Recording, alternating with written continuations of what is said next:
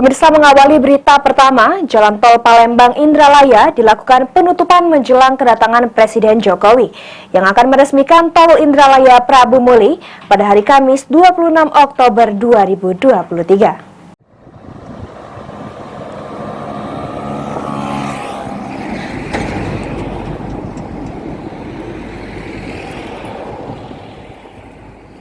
Seperti inilah kondisi eksit tol Indralaya Palembang yang sudah ditutup sejak tanggal 25 Oktober hingga 26 Oktober menjelang Presiden Jokowi meresmikan Tol Indralaya Prabu Muli. Puluhan petugas polisi dan TNI berjaga-jaga di eksit tol Palembang Indralaya atau Palindra ini untuk melakukan sterilisasi. Direncanakan Presiden Jokowi akan meresmikan Jalan Tol Indralaya Prabu Muli dengan pemotongan pita dari titik nol.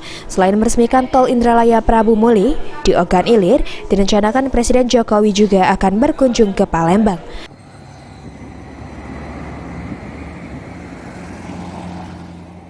Ahmad Romawi, PAL TV.